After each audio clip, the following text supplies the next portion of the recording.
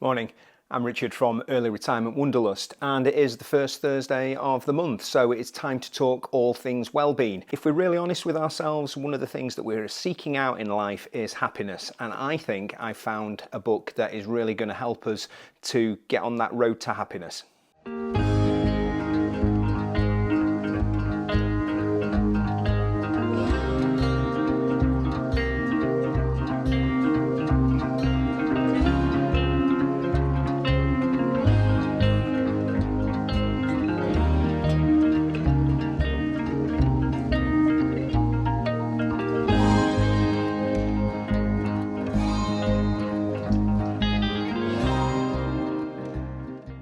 So as I said, I think if we're all really honest with ourselves, probably the only thing that we want to be able to get out of life is to be happy. And that can be a constant struggle in the modern world. I don't think there is a miracle cure for happiness, but I do think that this book goes some way to explaining the concept of happiness and how we can actually find that in our everyday normal lives.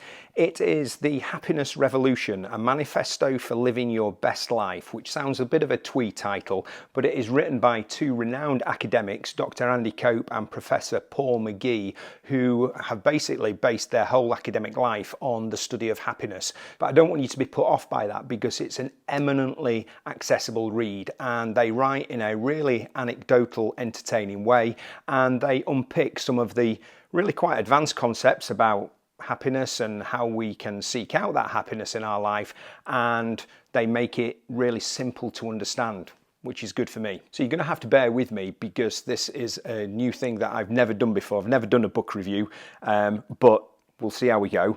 What I want to do is to take you through the basic premise of the book and some of the underpinning elements of that, and then look at some of the takeaways from the book that you can take away today and apply to your life, and hopefully it will make things a little bit easier. The first premise of the book is an acceptance that happiness is really hard to achieve, particularly in modern life, because our modern life is absolutely focused on the negative as opposed to the positive. So a prime example being no one is ever being described as stark raving happy. It's always stark raving mad. And because we are immersed in that culture of negativity, whether it be the press or social media or just simply the language that we use, it makes it so much more difficult to be positive and to be happy. The next premise of the book is based on mental health and how we deal with mental health. For hundreds of years, medical practitioners have actually looked to try and find a treatment for mental health illnesses, whereas the authors advocate that what we should really have been putting our efforts into is looking at a prevention of mental health illnesses. So looking at happiness in the same way, rather than looking for quick fixes or little bolt-on solutions to try and make us more happy, we look at something more fundamental and look at the things that underpin our lives that are going to actually make us happier in the long run. Now, I've never been a great student of Latin, but the fact that this phrase is in Latin suggests that happiness has been a constant conundrum for humankind for thousands of years. Excuse the crudeness of the translation, but it literally means we're always in the it's just the depth of it that varies. And I think the fact that the Romans were talking about this does suggest that happiness has been something that we have been seeking out for thousands of years. I love the simple analogies that this book uses, and one of the simplest ones is that humankind are like flowers. We are all very, very different. So there are people in life that are like orchids, and orchids need to be tended to, looked after. They need to have exactly the right pH of the soil, and then they flower and bloom for only maybe 24 hours. And then they contrasted that with dandelions. They can live anywhere. You don't need to look after it. They don't need perfect conditions, and yet they seem to bloom and bloom and bloom, and they are beautiful and yellow and bright. So the authors liken that to humankind, and we have a choice where we could choose to be an orchid that requires the perfect conditions, or we could choose to be a dandelion that can grow anywhere. And the idea of the happiness revolution is that you make the choice to be able to live anywhere, because the environment, you don't have a choice about that, but you do get a choice as to when and how often you are going to bloom. Regular viewers of this channel will know that I love a good graph, and you'll be glad to know that within the happiness revolution there are a number of graphs to explain happiness. The one I really liked was the concept of a Richter scale and looking at human evolution and how things have changed over hundreds of thousands of years, and yet how our minds have not adapted to that change. So basically, ancient man had very few changes to deal with in their lives. They lived a very simple life, and the changes that did happen tended to happen over tens or thousands of years. As we moved into the Industrial Revolution, information and points of change tended to come much more regular, so the spikes on the Richter scale tended to happen that little bit more often. But then if we look at modern life, the Richter scale just goes off the scale in terms of the changes and the information that we have to deal with. I love a little story that they talk about in the book in terms of imagining that we were in Back to the Future, and the flux capacitor takes us back to 2007, and it takes us to a coffee shop, and it talks about how different our life would have been in 2007. The crux of that story is what happened in 2007 was the release of the first iPhone, and post 2007 our lives changed forever.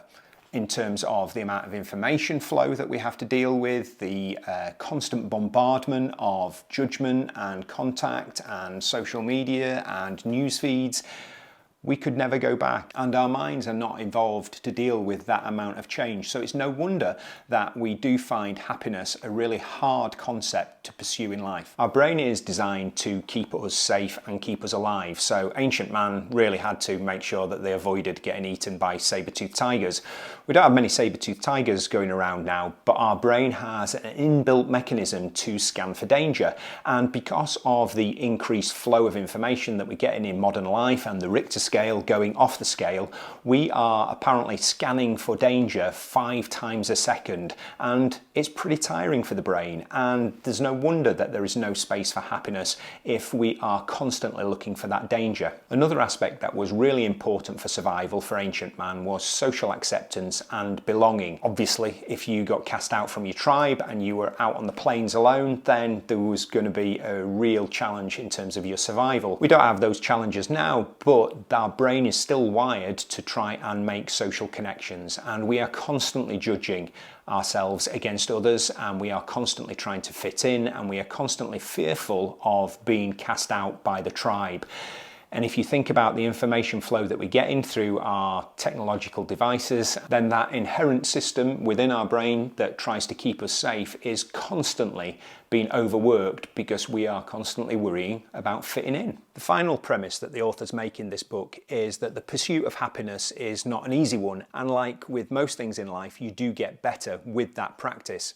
So what I want to do now is to pull out some of the top tips of the book that really resonated with me when I read it. The first thing that I took away from the book was the acceptance that we wouldn't ever want to be happy 100% of the time.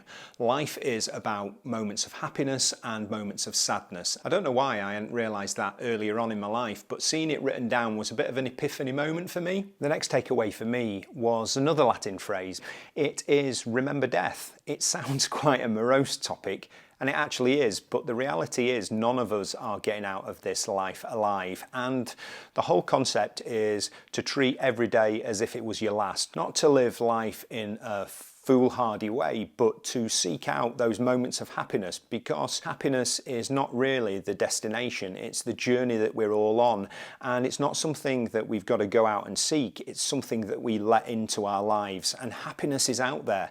And sometimes I think we forget that, and knowing that happiness is out there, all we've actually got to do is open our minds and let those small moments of happiness in on a daily basis. When I read this book a few years ago, one of the biggest things I took away and applied into my life was to do with self-talk.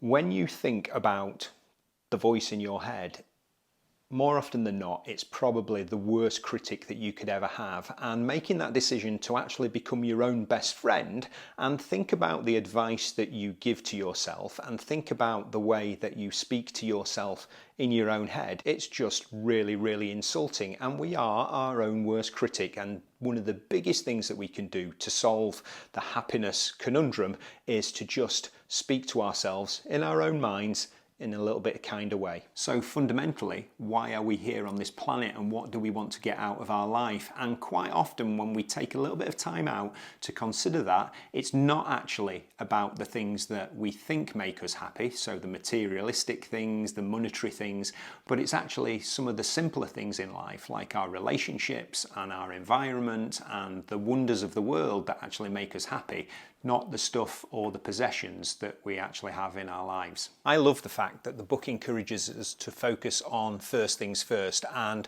to look at the things that we can control. The first thing being our actual physical health, because a healthy body obviously means a healthy mind. So if we are keeping our body healthy, then we are more likely to be happy. There are some really interesting facts that I never even realized. The fact that the body is made up of 37 trillion cells, and all of those cells rejuvenate. So over the course of a 6-month period, we are actually a new person. So therefore, it is even more important to look after our physical self. So thinking about we are what we eat and making sure that if we are wanting to regenerate our body, then we need to make sure that the fuel that goes into our body is appropriate to make us the very best version that we can be, to make sure that we get enough sleep so that our mind has chance to recover after hectic days and is then going to be more open to moments of happiness the following day, to make sure that we physically exercise so we get all of those physical benefits of being healthier, but also the emotional benefits of physical activity. I love the way the book really simplifies the goal setting process in terms of the steps that you're going to take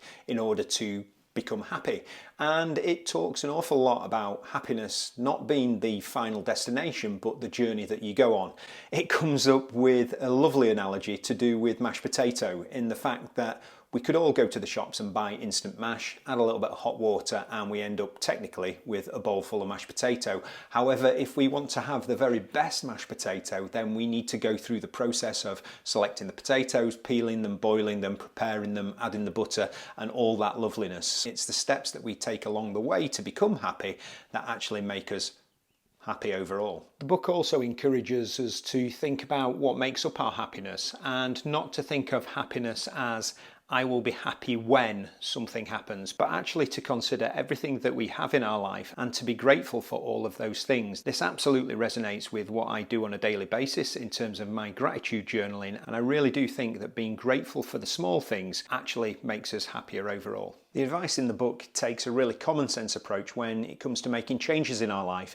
And it's the acceptance that there is never really a perfect moment in time to be able to make change, and that we've got an inbuilt system within our brain that encourages us to procrastinate and to put things off, whereas the book just encourages us to actually get on and make those changes, because unless we start making some changes, then we're never really going to be able to find that end goal of happiness. I love the way the book simplifies the goal setting process in terms of we should all have huge, unbelievably great goals, hugs, but we should also be able to break it down into smaller daily habits. And you'll be delighted to know that the book cross-references James Clear's Atomic Habits, something that I absolutely believe in the fact that if we make small changes in our life on a regular daily basis, the compound effect of those small changes actually is quite unbelievable over a period of time. In my eyes, I wanted to keep this last bit to the very end because I think it is the most pertinent and it's the best bit of advice in the book, and it's to do with the Everyday Olympics, and it talks about every day being a decathlon. Here's our 10 everyday events that require zero skills or talents. Working hard, smiling, having good manners, being passionate about life, expressing gratitude, encouraging others, having a positive attitude, being super kind, showing up on time, and looking after your physical health. And I think, to be honest, that sums up the absolute blueprint for happiness for me. So thanks ever so much for joining me on my first ever book review on YouTube of The Happiness Revolution. I obviously recommend the book. It's something that I keep going back to on a daily basis, and I think there are some absolute gems within the book. So that's it from me. Have a good day. See you later.